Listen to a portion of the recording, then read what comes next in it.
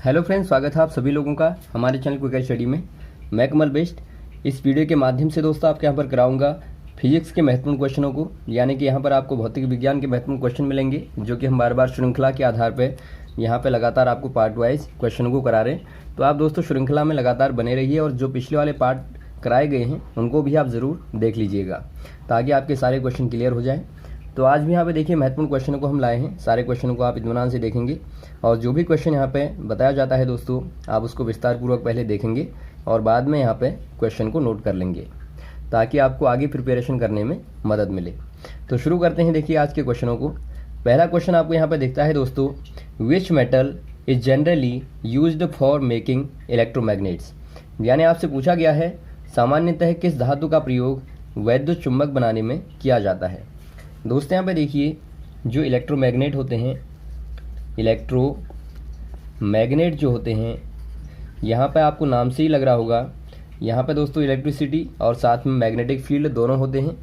जैसे कि यदि आप बात करें, आपने यहाँ पे कोई मेटल लिया और मेटल को दोस्तों आप एक प्रकार की कॉइल से बाइंड कर दें।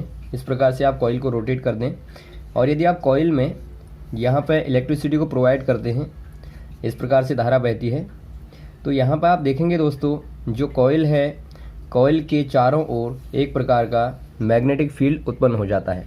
यानी कि यहाँ पर आप देखते हैं जो ये आपने रॉड ली थी, ये रॉड दोस्तों एक प्रकार से कैसे कार्य करेगी, यहाँ पे इलेक्ट्रिक फील्ड भी होगा, मैग्नेटिक फील्ड भी होगा, यानी एक प्रकार से ये मैग्नेट का काम करेगी। तो आप इसीलिए कह देते हैं इसको इलेक्ट्रोमैग्नेट। तो यहाँ पर जो बेसिकली आप रॉड को लेते हैं दोस्तों, ये आप आयरन की लेते हैं।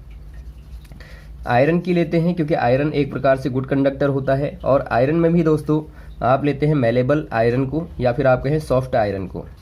यानी सॉफ्ट आयरन कहने का मतलब है जो नम लोहा होता है दोस्तों, आप इसका प्रयोग करते हैं इलेक्ट्रोमैग्नेट को बनाने के लिए। तो यहाँ पर आप टिक कर देंगे ऑप्शन नंबर सी वाले में। अगला क्वेश्चन देखिए दोस्तों, ट्रांजिस्टरों को संयोजित करने में प्रयुक्त वस्तु कौन सी है। यानी आपसे पूछा गया है विच item is used in the fabrication of the transistor. दोस्तों पहले हम जान लेंगे जो ट्रांजिस्टर होते हैं वो क्या होते हैं। ट्रांजिस्टर जो होते हैं दोस्तों मेनली दो प्रकार के होते हैं, जिसमें से पहला होता है NPN और सेकंड वाला होता है PNP। अब यहाँ पे देखिए जो आपके NPN और PNP हैं दोस्तों, बेसिकली यहाँ पे आपके N और P टाइप के दो सेमी कंडक्टर होते हैं। सेमी कंडक्टर कहने का मतलब है अर्धचालक होते हैं, और अर्धचालक दोस्तों आपको मालूम होगा चालक और कुचालक के बीच के होते हैं, यानी कि मेटल और नॉन मेटल के बीच के जो होते हैं दोस्तों, इनको आप कहते हैं सेमी कंडक्टर। तो यहाँ पे देखिए जो सेमी कंडक्टर होते हैं ये आपके N और P टाइप के, ये आपके बनाए जाते हैं। जैसे कि आप लेंगे जर्मेनियम को लेते हैं, या फिर आप दोस्तों सिलिकॉन को लेते हैं, तो इन्हीं में आप कुछ कुछ डोपिंग करने के बाद में, यानी कुछ कुछ मिलाने के बाद में, इम्प्योरिटीज़ को मिलाने के बाद में आप इनको बनाते हैं। तो यहाँ पे देखिए जो NPN को आप इस प्रकार से कंबाइन कर देंगे तो एक प्रकार का ट्रांजिस्टर बनता है, और वैसे ही आप यहाँ पे PNP को कर देंगे इस प्रकार का कंबाइनेशन, तो सेकंड टाइप का ट्रांजिस्टर मिलता है। अब यहाँ पे देखिए इनका यूज़ क्या होता है। यदि आप इनके सिम्बॉल देखें तो इस प्रकार से होते हैं। इनका सिम्बॉल जो होता है ये दोस्तों आपका अंदर की ओर होगा, तो दैट मीन्स ये क्या है, ये आपका PNP है, यानी कि P से लेके N की ओर धारा हमेशा बहती है। वैसे आप NPN को लेंगे तो आप यहाँ पे बाहर की ओर कर देंगे। तो यहाँ पे देखिए सिंबल होते हैं ट्रांजिस्टर के। अब यहाँ पे आप देखेंगे दोस्तों इनका यूज़ आप कहाँ पे करते हैं। इनका यूज़ खास तौर पे आप जो इलेक्ट्रिकल सिग्नल होते हैं, इलेक्ट्रिकल सिग्नल जो होते हैं दोस्तों, इनको एम्पलीफाई करने में, यानी कि इनको एम्पलीफाई करने का मतलब है एम्पलीफायर के तौर पर आप इनका इस्तेमाल करते हैं। जैसे कि आपका मान लीजिए छोटा सा सिग्नल है, आप यहाँ पर ट्रांजिस्टर का इस्तेमाल करने के बाद में सिग्नल को बढ़ा देते हैं, या फिर यहाँ पर आप इसका इस्तेमाल करते हैं सिग्नल को रोकने के लिए। मान लीजिए आपको नीचे वाला साइकिल नहीं चाहिए, तो इस प्रकार से दोस्तों आप आधे आधे साइकिल को प्राप्त कर लेते हैं। जैसे कि आपने देखा होगा जो टिमटिमाने वाली लाइटें होती हैं, जहाँ पे यहाँ पर आधे सर्किट में जलेगा, फिर बुझेगा, फिर जलेगा, तो वहाँ पर ट्रांजिस्टर का ही इस्तेमाल होता है। और दोस्तों ट्रांजिस्टर के बहुत सारे यूज़ होते हैं। इनका यूज़ आप गेट के तौर पर करते हैं कि कौन से वाले सिग्नल को जाना है, कौन से वाले को नहीं जाना है, या फिर आप इनका प्रयोग एक प्रकार से पावर को रोकने के लिए भी करते हैं। तो यहाँ पर आप कह देंगे जो ट्रांजिस्टर हैं दोस्तों, ये मेनली किससे मिलके बने होते हैं, ये सेमीकंडक्टर से बनते हैं। मोस्टली यहाँ पे जो इस्तेमाल होता है सेमीकंडक्टर वो सिलिकॉन का यूज़ होता है। तो यहाँ पर आप टिक कर देंगे। ऑप्शन नंबर कौन सा दिखता है आपको? ऑप्शन नंबर आपको ए वाला दिखता है, सिलिकॉन। तो सिलिकॉन यहाँ पे दोस्तों इस्तेमाल में आता है, जो कि एक प्रकार से सेमीकंडक्टर होता है। नेक्स्ट क्वेश्चन देखिए दोस्तों, वैद्युत मोटर कार्य करती है, यानी आपसे पूछा गया है according to which principle does the electrical motor work. यानी जो इलेक्ट्रिकल मोटर होती है, इलेक्ट्रिकल जो मोटर होती है वो कौन से वाले प्रिंसिपल पे वर्क करती है, यानी कौन से वाले सिद्धांत पर कार्य करती है।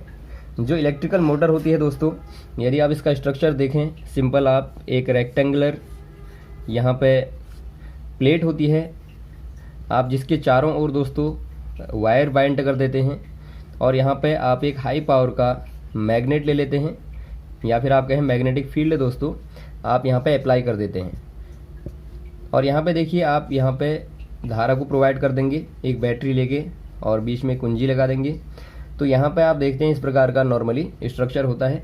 ये प्लेट जो है दोस्तों, यहाँ से आप इलेक्ट्रिक फील्ड देंगे और यहाँ से मैग्नेटिक फील्ड अप्लाई होगा, तो यहाँ पे एक प्रकार का फोर्स जनरेट होता है, यानी एक बल पैदा होता है, और जो बल प्लेट को घुमाने का काम करता है, यानी कि इसको क्या करता है, रोटेट करता है। और रोटेशन से ही दोस्तों एक प्रकार का मैकेनिकल वर्क होता है। यानी आपने देखा यहाँ से आपने क्या प्रोवाइड किया, यहाँ से दोस्तों आपने इलेक्ट्रिक एनर्जी को दिया, और इलेक्ट्रिक एनर्जी कहाँ कन्वर्ट हो गई, ये आपकी दोस्तों मैकेनिकल एनर्जी में कन्वर्ट हो गई। मैकेनिकल एनर्जी में कन्वर्ट हो जाती है, यानी कि वैद्युत ऊर्जा यांत्रिक ऊर्जा में परिवर्तित हो जाती है। जो काम कौन करता है दोस्तों, इलेक्ट्रिकल मोटर करती है। तो ये क्वेश्चन भी बार बार पूछा जाता है कि बताइए कौन सी वाली डिवाइस है जहाँ पे इलेक्ट्रिकल एनर्जी को मैकेनिकल एनर्जी में कन्वर्ट किया जाता है। तो वहाँ पर आप कह देंगे इलेक्ट्रिक मोटर होती है। तो यहाँ पर जो क्वेश्चन पूछा गया है कि ये कौन से वाले प्रिंसिपल पे बेस्ड है, तो यहाँ पर आप कह देंगे ये फैराडे के लॉ पे बेस्ड होता है। तो यहाँ पे आप कहेंगे दोस्तों फैराडे लॉ पे डिपेंड करता है। तो ऑप्शन नंबर आपको दिया गया है सी वाला, तो आप सी वाले में टिक कर देंगे। नेक्स्ट क्वेश्चन देखिए दोस्तों, what is a Coolidge tube to produce. यानी आपसे पूछा गया है कूलिज नलिका उत्पन्न करती है। पहले यहाँ पे जान लेंगे दोस्तों कूलिज ट्यूब होती क्या है। यहाँ पे देखिए एक प्रकार की वैक्यूम ट्यूब का आप लेते हैं, यानी कि एक निर्वात नलिका को लेते हैं दोस्तों। इस प्रकार से यहाँ पे कुछ कुछ होती है, और यहाँ से आप एक कैथोड लेते हैं, कैथोड का यहाँ पे फिलामेंट लेते हैं दोस्तों, ये कैथोड फिलामेंट हो गया। और यहाँ से आप एक एनोड लेते हैं इस प्रकार से, और यहाँ पे आप इसको जोड़ देते हैं किसी बैटरी के साथ में या फिर किसी पावर के साथ में, आप कह देंगे जोड़ देते हैं, यहाँ पर कुंजी लगा देंगे। तो इस प्रकार का स्ट्रक्चर बनता है। यहाँ से क्या होगा दोस्तों, जैसे ही आप यहाँ पर हाई इलेक्ट्रिसिटी प्रोवाइड कर देंगे, यानी धारा को आप यहाँ पर प्रोवाइड करेंगे, तो इससे क्या होगा, जो फिलामेंट होता है ये हीटेड होगा, यानी गर्म होगा, और गर्म होने के बाद में यहाँ से इलेक्ट्रॉन निकलता है। इलेक्ट्रॉन यहाँ से निकलेंगे दोस्तों, तो कहाँ की ओर जाएंगे, ये जाएंगे एनोड की ओर। ये कैथोड है, कैथोड से एनोड की ओर जाएंगे और यहाँ पे टकराएंगे। यहाँ पे एक आप क्या ले लेते हैं, यहाँ पे एक आप मेटल ले लेते हैं। ये मेटल कैसा होता है, ये मेटल आपका दोस्तों हाई मेल्टिंग पॉइंट वाला होता है, हाई कंडक्टिविटी वाला होता है, और ख़ास तौर पर आप यहाँ पे ले लेते हैं कॉपर को। तो मान लीजिए आपने इस प्रकार का कोई मेटल ले लिया कॉपर टाइप का, तो इलेक्ट्रॉन यहाँ पर टकराएगा, और टकराने के बाद में दोस्तों ये यहाँ से एक इलेक्ट्रॉन को निकालेगा और ये डायरेक्ट बाहर को भाग के आएंगे, यानी यहाँ से निकल के आएंगे जैसे ही, तो यहाँ पे दोस्तों एक प्रकार की रे आपको मिलती है। इस वाली रे को कहते हैं एक्स रे। यानी आप देखते हैं जो कूलिज ट्यूब है ये किनको प्रोवाइड करती है दोस्तों, ये एक्स रे को प्रोड्यूस करती है। और एक्स रे की सर्वप्रथम यदि आप बात करें खोज किसने की थी, यानी इनको किसने डिस्कवर किया था, इनको डिस्कवर किया था रोंटजन ने। तो ये भी आप याद रखेंगे, रोंटजन ने इनको डिस्क्राइब किया था। तो यहाँ पे देखिए आपको ऑप्शन नंबर सी वाला दिखता है, तो आप सी वाले ऑप्शन में दोस्तों टिक कर देंगे। अगला क्वेश्चन देखिए, radius of curvature of a plane mirror is, यानी आपसे पूछा गया है एक समतल दर्पण की वक्रता त्रिज्या क्या होती है। यदि आप बात करें एक समतल दर्पण की, एक प्लेन मिरर की, तो देखिए प्लेन मिरर एक प्रकार से जो बनता है दोस्तों, प्लेन मिरर कहने का मतलब है ऐसा है, तो ये कैसे बनेगा, आप यदि लेते हैं एक अनंत त्रिज्या का एक वृत्त यदि आप लें दोस्तों, जिसकी त्रिज्या क्या है, यानी जिसकी रेडियस आपकी इनफाइनाइट है, तो यहाँ से आप थोड़ा सा इस वाले पोर्शन को काटेंगे तो ये वाला पोर्शन आपको कैसा दिखेगा दोस्तों, ये कुछ कुछ आपका स्ट्रेट होगा, एकदम स्ट्रेट नहीं होगा, लेकिन फिर भी आप मान लेते हैं कि ये कैसे होगा, लगभग स्ट्रेट होगा जब आपने बहुत ज़्यादा बड़ा सर्कल लिया है। ये सर्कल बहुत ज़्यादा बड़ा होगा दोस्तों, बहुत ही ज़्यादा यहाँ पर रेडियस का होगा, अनंत रेडियस का होगा। तो ऐसे केस में यदि आप इसके कोने को काटेंगे तो एक कोना लगभग आपको प्लेन दिखेगा, यानी आपको इस प्रकार का दिखेगा।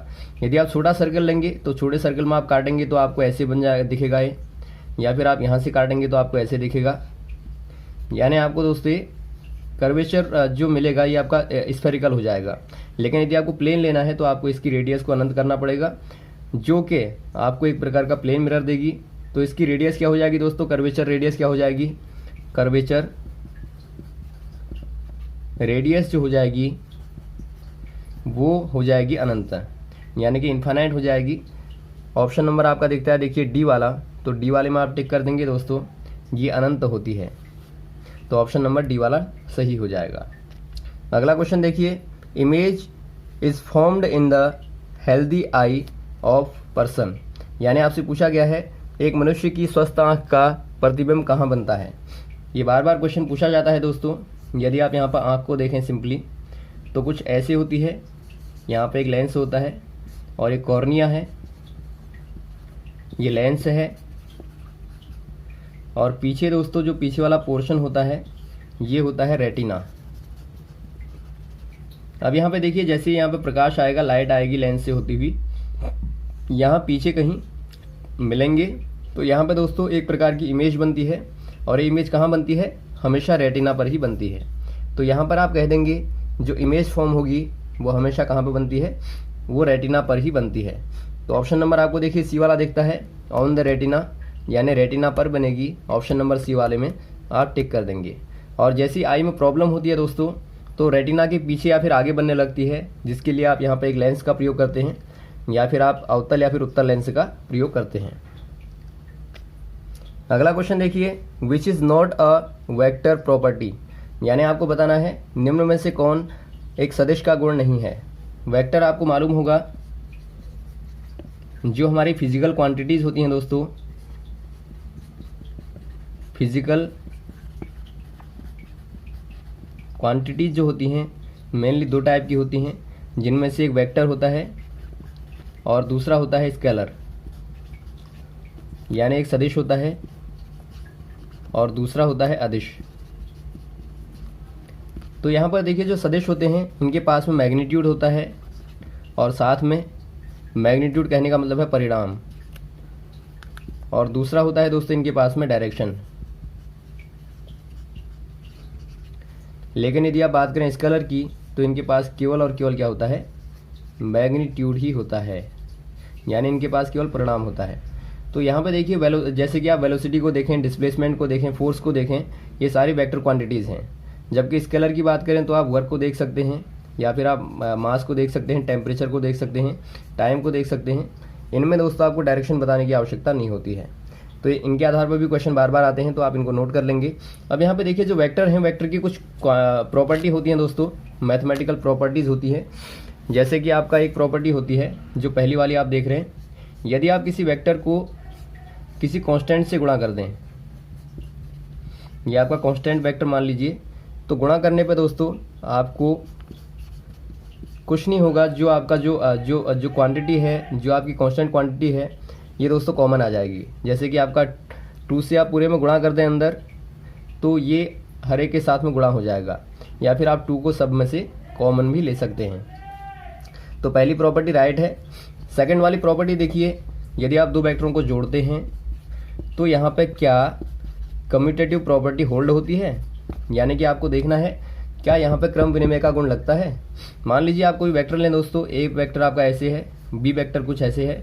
इन दोनों को यदि आपको जोड़ना है तो जोड़ने का जो प्रिंसिपल होता है, दो प्रकार के प्रिंसिपल होते हैं, एक ट्रायंगुलर मेथड होती है और एक आपकी पैरेललोग्राम वाली मेथड होती है। यहाँ पर सिंपल क्या करना पड़ता है आपको, टेल एक की दोस्तों टेल को दूसरे के टिप से जोड़ना पड़ता है। ये मान लीजिए इसकी टिप है तो यहाँ से आप टेल को जोड़ देंगे। इस प्रकार से डायरेक्शन आपकी वही रहेगी, डायरेक्शन को चेंज नहीं करेंगे। और इनको यदि आप मिला दें दोस्तों तो आपको मिलता है a प्लस बी। वैसे यदि आप b को पहले ले लें और बाद में आप a को ले लें तो भी आपको जो परिणाम मिलेगा a प्लस बी वाला, b प्लस a वाला, इन दोनों को देखेंगे दोस्तों तो ये दोनों ही बराबर होते हैं। यानी आप कह देंगे यहाँ पर ये वाली प्रॉपर्टी भी होल्ड होती है। अगली प्रॉपर्टी आपको दी गई है एसोसिएटिव प्रॉपर्टी। यानी एसोसिएटिव प्रॉपर्टी कहती है कि यदि आप 3 वेक्टर लें और पहले 2 वेक्टरों को जोड़ दें, बाद में तीसरे को जोड़ें, या फिर आप पहले वाले के साथ में बाद वाले 2 वालों को जोड़ दें, तो क्या इनका परिणाम बराबर आता है। यहाँ पे देखेंगे दोस्तों, यदि आप वेक्टर में देखें, यदि आप 2 वेक्टरों को जोड़ दें और इसके बाद एक तीसरा वेक्टर, ये आपका मान लीजिए a प्लस बी आ गया, एक सी वेक्टर आप कुछ ऐसे ले लें और यहाँ पर आप यदि सी को जोड़ें तो ये जो दिखाएगा दोस्तों, ये वाली लाइन जो दिखाएगी a प्लस बी प्लस सी को दिखाएगी। वैसे यदि आप a के साथ में अलग करके b और c को जोड़ेंगे तो भी आप देखेंगे जो परिणाम आएगा दोस्तों वो बराबर आता है। यानी कि यहाँ पर एसोसिएटिव प्रॉपर्टी भी होल्ड होती है। अब यहाँ पर आता है लास्ट वाला, क्या यहाँ पे 2 वेक्टरों का सम उनके सबट्रैक्शन के बराबर होता है। ये प्रॉपर्टी दोस्तों बिल्कुल नहीं होती है। यदि आप देखें यहाँ पे आपने 2 वेक्टर लिए, एक वेक्टर a हो गया, दूसरा वेक्टर b हो गया। यदि आप यहाँ पे इनको जोड़ें तो आपको a प्लस बी मिलेगा, ये आपका a हो गया, ये b हो गया। यदि आपका माइनस बी निकालना है दोस्तों तो डायरेक्शन आप उल्टी कर दें बराबर में, तो ये आपका माइनस बी हो गया। अब यदि आप a और b को जोड़ेंगे तो a माइनस बी आपको ये मिलता है। तो आप क्लियर देख रहे हैं, ये आपका अलग है दोस्तों, ये अलग है, तो इसीलिए दोनों बराबर नहीं होते हैं। तो ऑप्शन नंबर डी वाले में टिक कर देंगे, ये प्रॉपर्टी रॉन्ग है। अगला क्वेश्चन देखिए दोस्तों, vector which describe the position of an element in a plane और a space at a time t। यानी आपसे पूछा गया है सदिश जो किसी t समय में कण की किसी समतल में स्थिति को बताता है। मान लीजिए दोस्तों आपने यहाँ पे कोई प्लेन ले लिया, ये आपका x है, ये y है, कोई पार्टिकल यहाँ पे p पॉइंट पे है, इसको आप ओरिजिन o मान लें। तो यहाँ से लेके यहाँ तक की जो लाइन है जो कि क्या बताती है, पार्टिकल की पोजीशन को बताती है दोस्तों। इस वाले वेक्टर को आप क्या वेक्टर कहते हैं, इस वाले वेक्टर को दोस्तों आप r से रिप्रेजेंट करते हैं और आप इसको कहते हैं पोजीशन वेक्टर। पोजीशन वेक्टर कहते हैं जहाँ पे r इक्वल टू होता है xi प्लस yj। ये आपका दोस्तों 2 डायमेंशन के लिए है। यदि आप 3 डायमेंशन की बात करें तो यहाँ पे xi plus yj plus z के आ जाएगा, जहाँ पे i j के क्या हैं, i j के यूनिट वेक्टर होते हैं, यूनिट वेक्टर होते हैं। यूनिट वेक्टर कहने का मतलब है इकाई सदिश। यदि आप इनका परिणाम निकालेंगे दोस्तों तो तीनों का ही परिणाम होता है, यानी मैग्नीट्यूड जो होता है वो 1 के बराबर होता है। यानी आप इनको गुणा करेंगे तो इससे मान में कोई चेंज नहीं आएगा, ये केवल डायरेक्शन को बताने के लिए होते हैं। जैसे कि i वाला जो वेक्टर होता है x की डायरेक्शन को बताता है, जो j वाला है y की डायरेक्शन को बताता है, और जो k वाला है z की डायरेक्शन को बताता है। तो यहाँ पर आप टिक कर देंगे ऑप्शन नंबर सी वाले में। अगला क्वेश्चन देखिए दोस्तों, जब एक छड़ को पानी में डाला जाता है तो वो मुड़ी हुई प्रतीत होती है, ऐसा क्यों। यानी आपसे पूछा गया है a stick inserted in water looks crooked, this is due to. आपने देखा होगा यदि आप किसी पात्र को लें यानी किसी वेसल को लें, इसमें लिक्विड को भर दें, फिल कर दें, तो आप देखेंगे दोस्तों छड़ को आप डालें तो यहाँ से मुड़ी हुई प्रतीत होती है या फिर लगता है कि यहाँ से टूटी है। तो ऐसा क्यों होता है दोस्तों, आपको मालूम होगा यदि लाइट एक से दूसरे वाले मीडियम में जाती है, ये आपका पहला मीडियम है, ये फर्स्ट मीडियम है और ये सेकंड मीडियम है, यानी पहले माध्यम से दूसरे माध्यम में जाएगी तो हमेशा प्रकाश का क्या होता है दोस्तों, प्रकाश का अपवर्तन हो जाता है।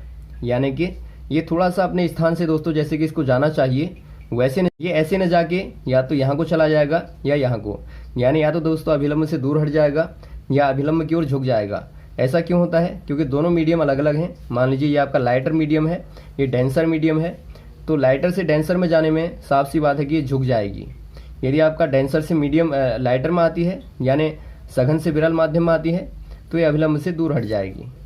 तो यहाँ पे दो केसेस होते हैं जिनके आधार पर आप देखते हैं कि प्रकाश का क्या होता है दोस्तों, रिफ्रैक्शन होता है, यानी लाइट का रिफ्रैक्शन होता है या फिर आप कहें अपवर्तन होता है, और इसी के कारण आपको ये देखने को मिलता है। तो ऑप्शन नंबर यहाँ पर आपको दिखता है, ऑप्शन नंबर बी वाला रिफ्रैक्शन ऑफ लाइट, ये आपका सही हो जाएगा। तो यहाँ तक के क्वेश्चन को तैयार करें दोस्तों।